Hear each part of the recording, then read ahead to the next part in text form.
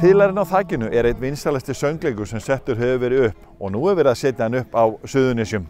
Við kíktum á æfingu og hver kannast ekki við þetta?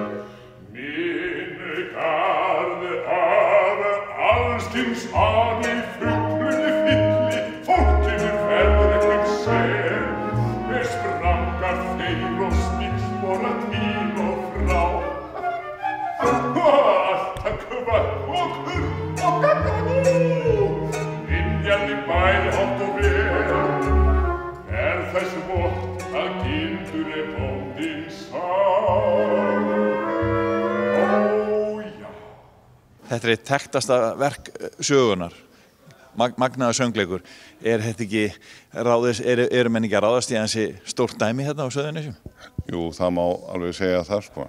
En þetta samt svona verk sem að sér alveg hvernig maður getur gert það og ef maður með gott fólk með sér þá það hægt. Ég búinn að gæla við þetta síðan 2008.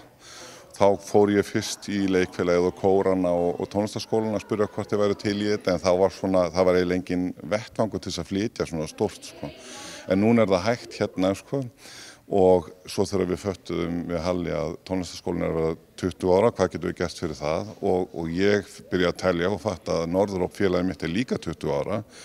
Á sama árið þá var þetta kjörið því að ég kem þá með þessa faglegu hlið úr óperu- og söngleikjaheiminum og þekkinguna þaðan en hér fáum við aðstöðuna og hljónsveit og fullt af flottum söngnemyndum og kennurum sem spila með og þá þetta orðið gerlegt sko en þetta risastórt verkefni, við erum búin að vera að æfa síðan síðasta haust af því að við getum ekki eftir á hverju kvöldi, við erum öll í vinnu og kórum og alls konar þannig að þetta ekki einfalt en það búið að ganga fáránlega vel og það mikil tilhlökkun að koma þessu loksins á sviði. Sko. Þetta nú þekktur tónlistabær. En segðu mér aðeins svona í örstuttu máli frá sögunni.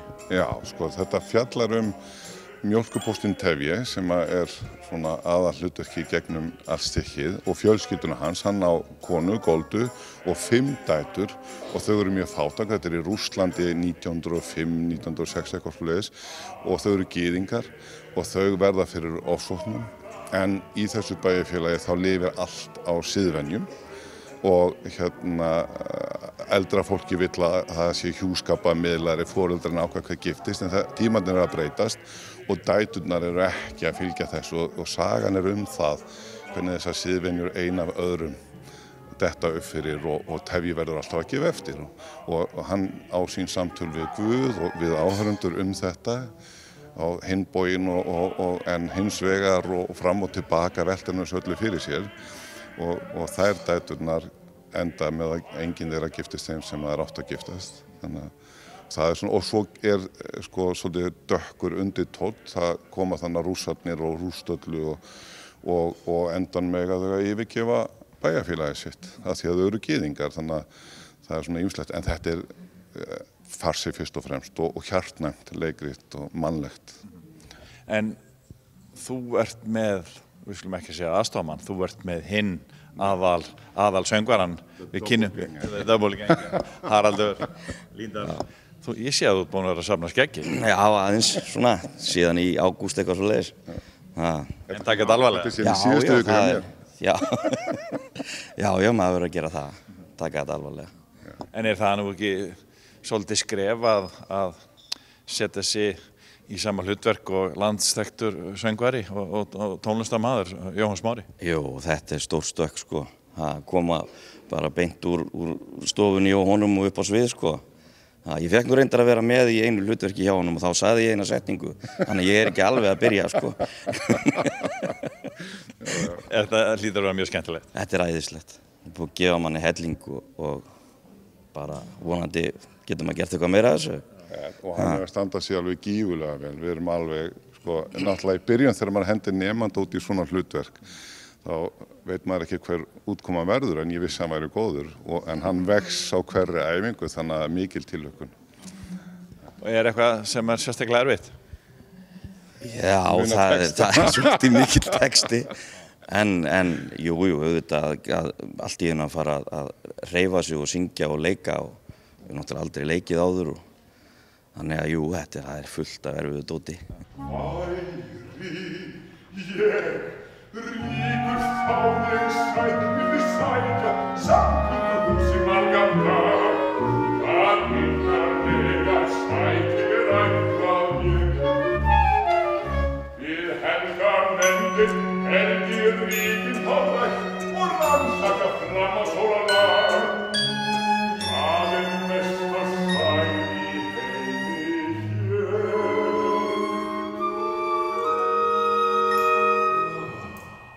Já, hún Golda, konan hans Tefji, hún er orðin langþreytt á Tefji. Hann bara eins og hann og hún elskar hann, já, en þau rífast svolítið mikið. En það allt fínt að frétta okkur og dætrunum. Já. Við erum hressar og kattar. En hann svolítið erfiður? Já, sko, hann alltaf að tala Helgubókina, sko, vísa til hennar og hún Golda orðin voða þreytt á því, sko, talar Helgubókin með einu bíða og verkin sem sagt megi tala og já. En dæturnar, þú ert eina af þeim, eða ekki? Ég aðstoð. Þú ert elsta dóttirinn, hún hlýtur nú að bera eitthvað ábyrgð þarna, eða ekki? Jú, ég reyndar átta mig á því að það hægt að gifta með einhverjum gömlum kalli. Þannig að ég ekkert alveg sátt og að benda yngri dæturum mínum systrum mínum að þetta sé ekkert svona bara, þú getur ekkert valið. En ég ætla mér ekkert að láta skikka mig eitthvað sem ég vil ekki. En hvað segja enn yngri dætur? Við segjum bara fínt. Já, við svolítið erum að eltast eftir því að fá að elska bara hvern sem við viljum elska. Pappa okkar verður ekkert rosalega sáttur með það. En já, annars bara gott að frétta. Þetta nú, Dagný, þú ert nú búin að vera lengi í tónlist. Hvernig kemur þetta verk fyrir þér? Þetta bara rosalega skemmtilegt. Við byrjum fyrir ári síðan og þetta bara kemur svo skemmtilega óvart hvað allir góð dansarar. Ég vissi það ekki, þannig að það kom óvart en það bara mikil orka, mikil spenna og það verður alveg geggjuð sýning. Og ef ég sé ekki búin að kaupa miða, hvað að ykkur? Já. Ég meina, þetta eru 3 sýningar, flýta sér. Núna. En þannig að þetta svona stórt og mikið verk, þetta, maður sér það á þessum æfingu hjá okkur að það eru margir þáttakendur og það verða allir að vera með á nótunum. Já, það verða allir að vera tánum sko og allir í gírnum, það þýðir ekkert að vera með lágmyndu haus sko. Þannig að það verða allir að vera innstiltir.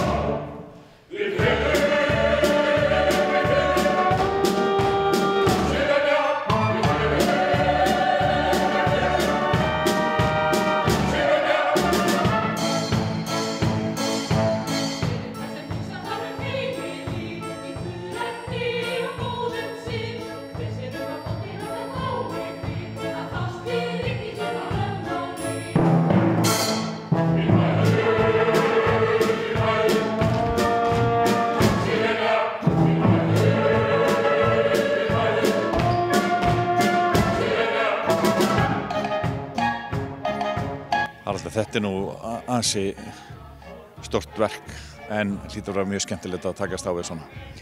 Já, þetta er stór og mikill söngleikur og hann tekur sko rúmlega 2 klukkutíma sjálfur söngleikurinn í flutningi og sýningin okkar mun teygja sig í 2,5 tíma með hléi. Og þetta er alltaf frægt verk og margir þekkja lög úr þessum söngleik, eins og Ef ég væri ríkur og fleiri slík.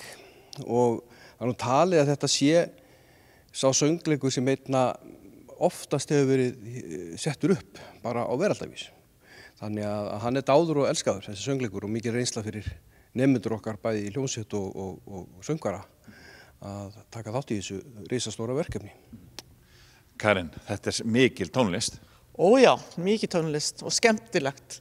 Þetta er heilmikið sem þessi nemendur að glíma við að spila í rúmlega 2 tímar, einbeiting á fullu og alls konar tóntegundir og taktskiptingar og svoleiðis. Þetta er alveg heilmikið fyrir hljóðfæraleikarar, sérstaklega ég er að hugsa þau. Er þetta eitt svona stærsta verkefni sem að nemendur hér í tónlistarskólanum geta verið með í? Já, svona einn af þeim, einmitt. Þetta er þessi útsettingar sem við erum með fyrir professional hljómsveit. Svo þeir þurf bara að vinna vel og það hefur unnið mjög vel síðan í vor.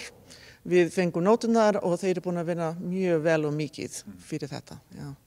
Haraldur, við erum með nemandi á skólanum sem að koma hér í aðalhlutverk á móti landsþekktum Jóhanni Smára.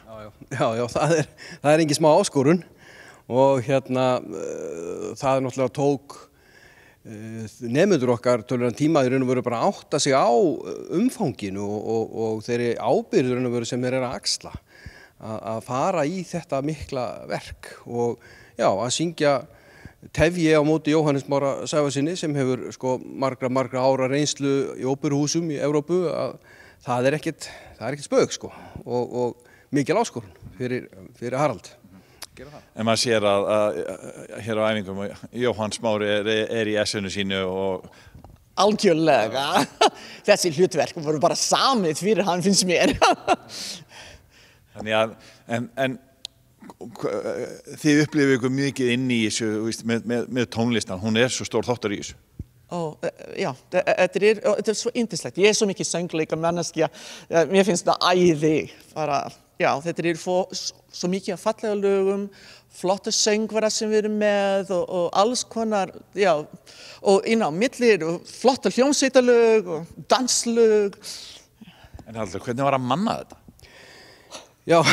Þetta er risastórt. Já, þetta er risastórt og við vorum með pröfusöng 1. október í fyrra, þannig að það er rúmt ár síðan og upp úr þeim degi var svona farið að raða í röddum í hlutverk og útliti og það var ýmislegt sem þurfti að skoða og það sem upp á vantar þá leitum við sem sagt út fyrir skólan, það eru til dæmis fólk úr Kallakór Keflavíkur, það eru söngvarar úr tónlistarskólanum hér í kringum okkur, Sandgerði og Garði, Suðurnesjabæ, Nýja og Grindavík og þannig náum við að manna þetta og hljómsveitin er sem sagt mönnuð bæði nemendum og kennurum við skólan og svo náttúrulega er Karen við stjórnvölinn alveg búin að með marga fjöruna sopið í hljómsveitarstjórn og reynslu mikil og frábær vinnuþjarkur og kemur hlutunum virkilega í gegn og áfram og á endanum, hún segist vera að hugsa bara um hljómsveitina, á endanum verður það ekki þannig því að söngvararnir þeir þurfa að fylgja henni þegar upp er staðið og allt er komið í gang á sviði þá er einn dírigent, það er hljómsveitarstjórinn þannig að það er bara þannig söngvararnir verður að fylgja honum og þannig að þetta er eitt risastórt samspil. Þetta er alveg. Þetta er náttúrulega flottasta leikhúsið, það eru söngleikir og óperur, það er svo viðamikið leikhús.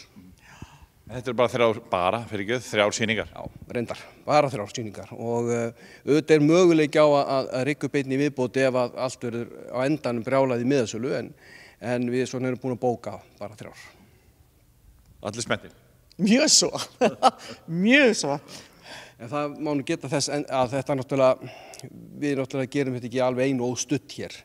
Við fengum diggan styrk frá uppbyggingarsjóði Suðurnesja og ágætan styrk líka frá Reykjanesbæ, frá menningarsviði Reykjanesbæjar og við þökkum það alveg innilega og auk þess þá höfum við fengið hér afnot af Stapa töluvert mikið og munum flytja lögheimili okkar hingað bara eftir viku, næsta laugardag, munum búa hér og þá fer upp leikmynd náttúrulega og við förum að stilla upp öllu og átt okkur svona á raunverulega umhverfinu því að þetta sem er hér er náttúrulega bara til að hérna svona reyna að samsama þessa æfingu við raunveruleikann sem verður. Þannig að við njótum sko mikillar velvildar og stuðnings bara út allt við að koma þessu.